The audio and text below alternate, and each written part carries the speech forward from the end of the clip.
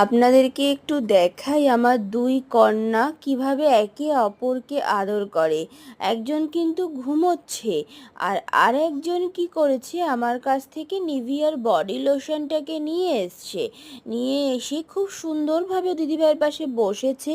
প্রথমে দিদিভাইয়ের কান ধরে টানছে, তারপরে চোখ ধরে টানছে, চোখের মধ্যে আঙুল ঢুকিয়ে দিচ্ছে, তারপরে দেখুন মুখ ধরে ওকে তোলারও চেষ্টা করছে। যেহেতু উঠছে না, সেহেতু দেখুন একটু দেখেও নিল, আর যেহেতু বুনু হচ্ছে ওকে ডাকছে, সেহেতু ও ঘুমের ঘরেই একটু সাইডে সরে গেল, কিন্তু কখনো ওকে কিচ্ছু বলে না।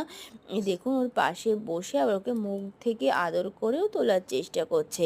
তারপরে দেখুন ও নিভিয়াটাকে প্রথমে দাঁত দিয়ে খুলছে, খুলে হাত দিয়ে দিয়ে অল্প অল্প করে বের করে করে ও দিদিভাইকে কিন্তু মাখাচ্ছে। আবার এইদিকে সবাইকেও একটু দেখে নিল যে সবাই কি বলে। এই দেখুন, দেখেছেন নিভিয়াটাকে নিল, নিয়ে হচ্ছে দিদিভাইয়ের মুখের মধ্যে মাখাচ্ছে। দেখুন আবার দাঁত বের করে দিয়েছে।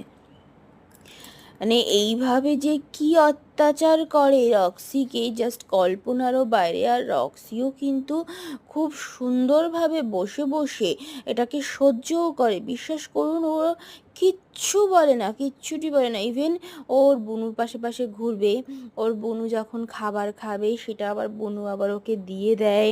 মানে ইচ্ছাকৃত মুখ থেকে বের করে করে ঠিক ওর সামনে গিয়ে ফেলবে, যাতে হচ্ছে ও দিদিভাই খেয়ে নিতে পারে। দেখুন আবার একটু চোখের মধ্যে গিয়েও আদর করে দিল। মানে মানে বারে বারে চেষ্টা করছে। অ্যাকচুয়ালি তো নিভিয়াটার মধ্যে দিয়েও মানে সেভাবে চিপে বের করতে পারছে না, অল্প অল্প করে ছোটো ছোটো আঙুল, তো আঙুল ঢোকাচ্ছে, বের করছে, আর হচ্ছে ওকে মাখাচ্ছে।